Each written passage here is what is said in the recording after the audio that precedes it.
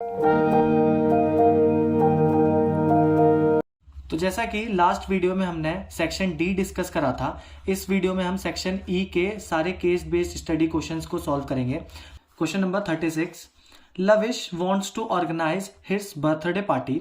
He is very healthy conscious, thus he decided to serve fruits only in his birthday party. He has 48 apples and 60 bananas at home. He wants to distribute fruit among guests. He does not want to discriminate among guests, so he decided to distribute fruits equally among all. तो जो lavish है वो अपने birthday party पे कुछ fruits को distribute करना चाहता है। जो एप्पल की क्वांटिटी है वो 48 है और जो बनानास की है वो 60 है। अब वो सब में इक्वली डिस्ट्रीब्यूट करना है। अब क्वेश्चन देख लेते हैं। फर्स्ट क्वेश्चन क्या बोल रहा है, how many maximum guest Lavish can invite, कि लविश जो है वो कितने मैक्सिमम गेस्ट को इनवाइट कर सकता है। Next, how many apples and bananas will each guest get, और जो हर गेस्ट होगा या फ्रेंड्स होंगे उसके, उनको कितने एप्पल्स और कितने बनानास मिलेंगे। And the next one is Lavish decided to distribute 42 mangoes also. अब लविश ने क्या करा, 42 मैंगोज को ऐड कर दिया। और इन this case how many maximum guest Lavish can invite, अब जो लविश है अब वो कितने मैक्सिमम गेस्ट को इनवाइट कर सकता है। How many total fruits will each guest get now, और अब जो है हर गेस्ट को कितने टोटल फ्रूट्स मिलेंगे। तो एक एक करके देखते हैं सारे क्वेश्चंस। पहले जो गिवन है लिखते हैं। तो एप्पल्स की क्वांटिटी हमें कितनी दे रखी है, 48, और बनानास की क्वांटिटी हमें कितनी दे रखी है, 60। तो डिस्ट्रीब्यूशन का केस है तो हम किसका यूज करेंगे, HCF का। तो HCF ऑफ 48 एंड 60। तो 48 के फैक्टर निकाल लेते हैं। तो 48 के हमारे फैक्टर क्या क्या आ रहे हैं, 2 into 2 into 2 into 2 into 3। And 60 के फैक्टर हमारे कितने आ जाएंगे, 2 इंटू 2 इंटू 3 इंटू 5। तो कॉमन हमारा क्या आ रहा है इसमें, 2 आ रहा है, एक और 2 और एक 3 आ रहा है। तो HCF हमारा कितना हो गया यहाँ पे, 2 इंटू 2 इंटू 3। तो 3 2 6, 6 2 12। तो हमारा जो डिस्ट्रीब्यूशन होगा वो कितना हो जाएगा, मैक्सिमम गेस्ट इनवाइट। तो जो हमारा दोनों एप्पल्स और बनानास का जो HCF आया कितना है, 12। तो इतने ही गेस्ट को हम क्या कर सकते हैं, इनवाइट कर सकते हैं। तो फर्स्ट का आंसर तो हमारा हो गया 12। नेक्स्ट क्या कह रहा था कि हम एप्पल्स और बनानास गेस्ट को कितने डिवाइड करेंगे। तो सिंपल है, एप्पल्स की क्वांटिटी हमारे पे कितनी है, 48। तो 48 को हम डिवाइड कर देंगे कितने से, 12 से। तो कितना आ जाएगा, 4। तो एप्पल हम कितने डिस्ट्रीब्यूट करेंगे, 4। एंड बनानास हमारे पे कितने थे, 60। इसको भी हम 12 से डिवाइड कर देंगे तो कितना आ जाएगा, 5। तो हम बनानास कितने डिस्ट्रीब्यूट करेंगे, 5। नेक्स्ट केस इंपॉर्टेंट है, क्या कह रहा है, Lavish decided to distribute 42 mangoes also. अब थर्ड केस में उसने मैंगोज बढ़ा दिए। तो मैंगोज कितने हो गए, 42। तो हमें 42 के भी पेयर निकालने पड़ेंगे। तो 42 के पेयर कितने, 2 इंटू 7 इंटू 3। तो अब HCF जो होगा हमारा तीनों का, 48 का, 60 का और 42 का, इन तीनों का HCF हमारा कितना आ जाएगा, कॉमन हमारे इसमें 2 और 3 टर्म आ रही है। तो 2 और 3 तो कितना हो गया हमारा, 6।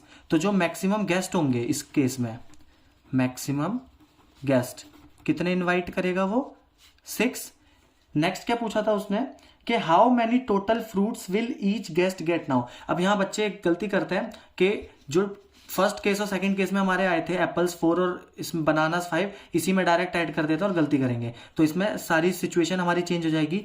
अब जो हमारे एप्पल का डिस्ट्रीब्यूशन होगा गेस्ट में वो होगा हमारा 48 डिवाइडेड बाय 6, ना कि 12। तो यहां से हमारा कितना आ जाएगा, 8। अब जो एप्पल्स होंगे वो हमारे 8 डिस्ट्रीब्यूट होंगे।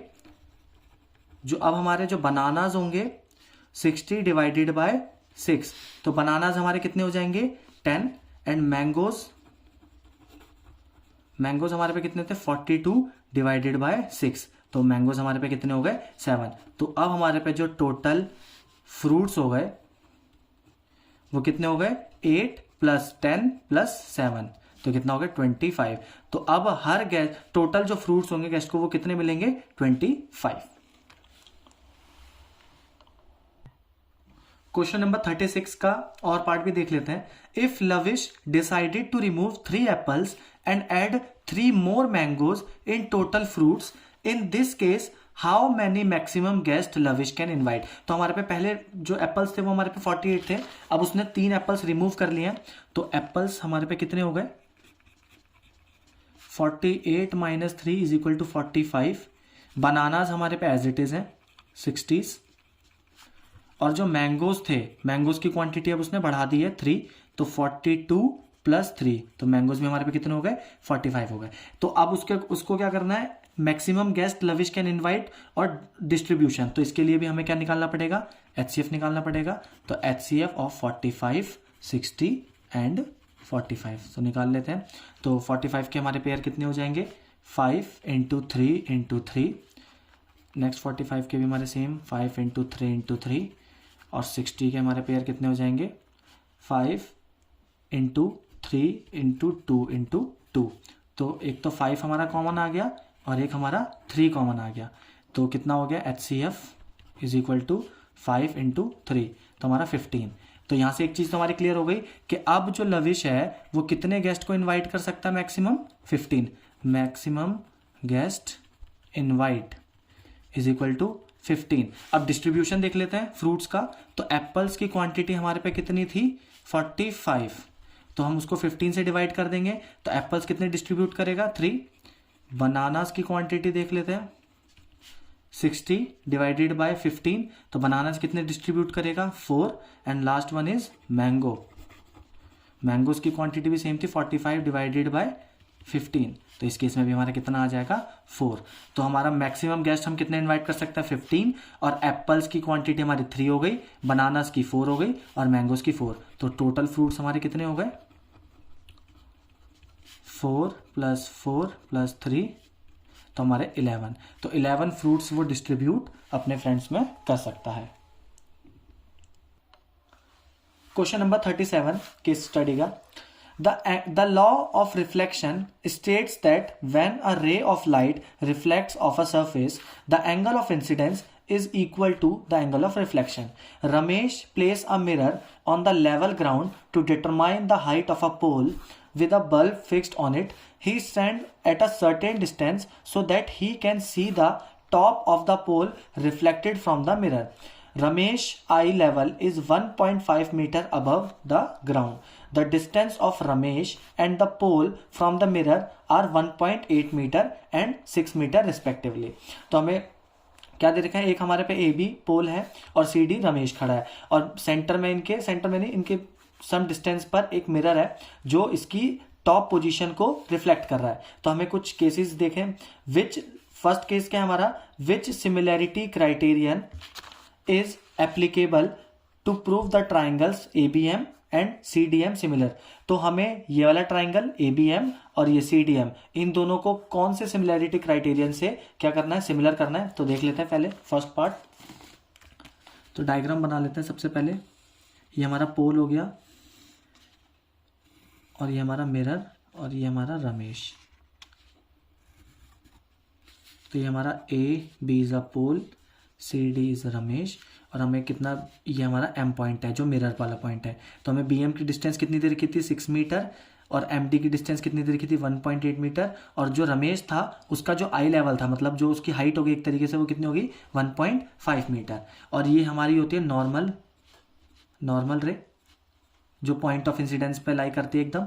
तो ये वाला जो हमारा होता है वो I होता है, एंगल ऑफ इंसिडेंस, और ये होता है हमारा एंगल ऑफ रिफ्लेक्शन। ठीक है, I और R, और एंगल I और एंगल R हमेशा हमारे क्या होता है, equal by the law of reflection. तो सबसे पहले देख लेते हैं, in triangle ABM, first part हमारा, एंड ट्राइंगल CDM। तो ABM और CDM में देख लेते हैं। सबसे पहले तो ये वाले दोनों, क्योंकि टावर और रमेश दोनों स्ट्रेटली खड़े हैं, तो मतलब 90 डिग्री पे होंगे एकदम। तो angle ABM is equal to angle CDM, each 90 degree. और नेक्स्ट वाला केस को हमें सॉल्व करना पड़ेगा। देखो कैसे, जो हमारा, इसको हम N नाम दे देते हैं, तो जो हमारा एंगल NMB होगा वो हमारा एंगल NMD के इक्वल होगा, ईच 90, ये भी सेम। अब हम क्या करेंगे, subtract both side angle I and angle R respectively. तो हम दोनों साइड सब्ट्रैक्ट कर देंगे, तो एन एम बी माइनस का angle I is equal to N M D minus का एंगल आर। तो एन एम बी में से आई एंगल हटेगा तो हमारे पे कौन सा वाला एंगल आ जाएगा, ये वाला। तो हम इसको नाम दे देते हैं angle A M B. Same ऐसे ही वाला आ जाएगा एंगल सी एम डी। तो एक एंगल हमारे पे ये वाला आ गया और एक हमारे पे ये आ गया। तो इन दोनों से जो हमारा ट्राइंगल था ए बी एम वो सिमिलर हो गया, किसके, सी डी एम के, बाय एंगल सिमिलैरिटी क्राइटेरियन। तो हमारे दोनों ट्राइंगल तो सिमिलर हो गए। ठीक है, नेक्स्ट पार्ट देख लेते हैं। वो नेक्स्ट पार्ट में क्या पूछ रहा था, हाइट ऑफ पोल, कि हमें ए बी बताना है, हाइट ऑफ पोल क्या होगा। तो इसके अंदर हम बेसिक प्रोपोर्शनैलिटी थ्योरम का यूज करेंगे। तो हमारा नेक्स्ट पार्ट क्या था, सेकेंड पार्ट में हमें हाइट ऑफ पोल बतानी थी। तो एज वी नो, जब हमारे दोनों ट्राइंगल सिमिलर होते हैं तब उनका हम बीपीटी यूज कर सकते हैं। तो A B upon B M is equal to C D upon D M. Sides का रेशियो ले लेंगे।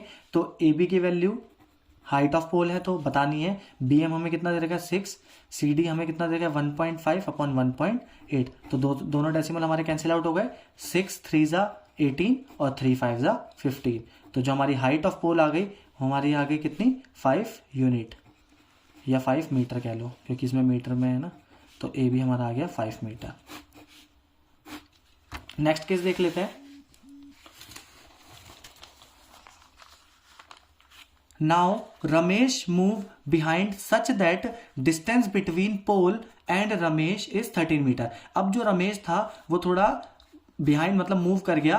अब जो पोल और रमेश की जो डिस्टेंस थी वो कितनी होगी, 13 मीटर हो गई। He place mirror between him and pole to see the reflection of light in right position, है ना। तो what is the distance between mirror and Ramesh. अब हमें बताना है मिरर और रमेश के बीच में डिस्टेंस क्या है। तो दोबारा एक बार डायग्राम बना लेते हैं थर्ड केस में, क्योंकि इसमें हमारी वैल्यूज चेंज हो गई हैं।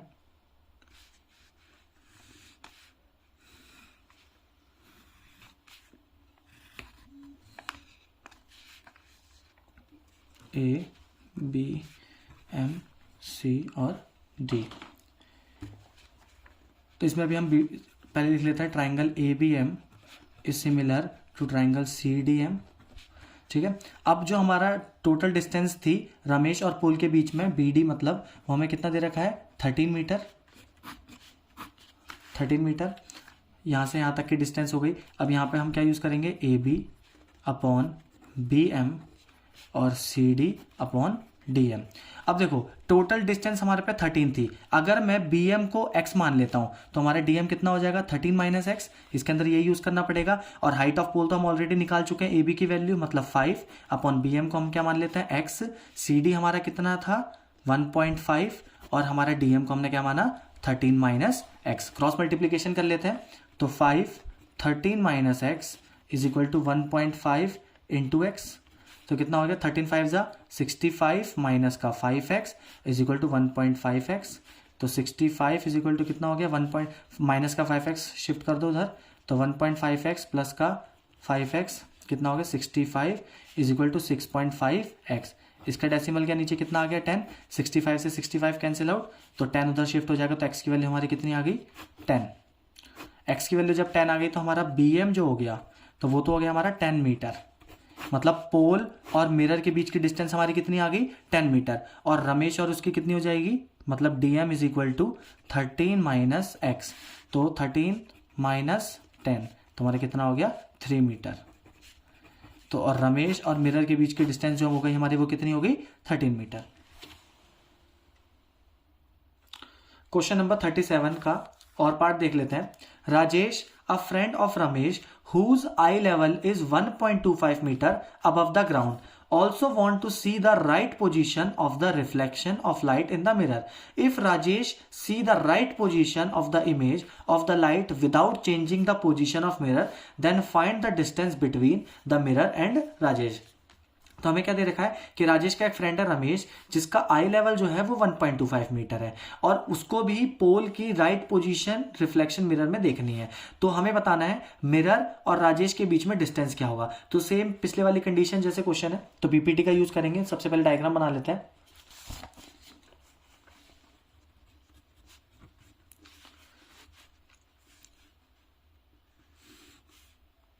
तो ये तो हमारा हो गया पोल ए बी, जिसकी हमें हाइट ऑलरेडी हम निकाल चुके हैं 5 मीटर। ये हमारा मिरर था, इसकी भी डिस्टेंस हम निकाल चुके थे कितनी, 10 मीटर। और ये हमारा हो गया रमेश, और रमेश का जो आई लेवल है वो हमें कितना दे रखा है 1.25 मीटर सी डी। और हमें बताना है एम डी के बीच के डिस्टेंस। तो हमें पता है ट्राइंगल ए बी एम जो है वो हमारा सिमिलर है ट्राइंगल सी डी एम के, ऑलरेडी हम निकाल चुके हैं ए से, ठीक है। तो हम बीपीटी का यूज कर सकते हैं। तो A B upon B M is equal to C D upon D M. तो ए बी हमारे पे कितना है 5/10 is equal to C D हमारे कितना 1.25 अपॉन डी एम। तो 5 2 10 क्रॉस मल्टीप्लाई कर दो, तो D M is equal to 1.25 into 2। तो हमारा डी एम कितना आ गया यहाँ पे 2.50 मीटर। तो जो हमारी डिस्टेंस हो गई रमेश एंड मिरर के बीच की, वो हमारी कितनी हो गई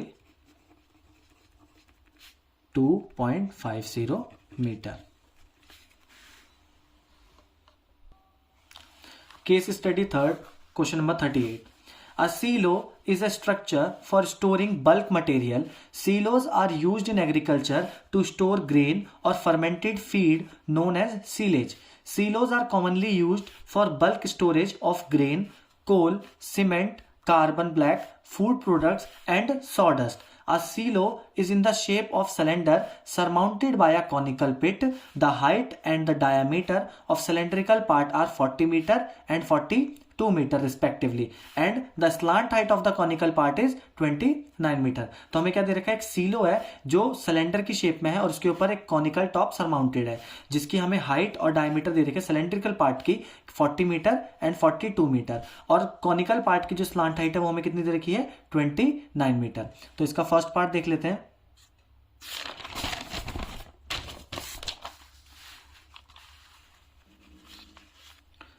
Find the height of the conical part. Next, find the total height of the silo. And the third one is how much square metal sheet is required to make this silo. तो पहले first part देखते हैं, height of the conical part. सबसे पहले diagram बना लेते हैं।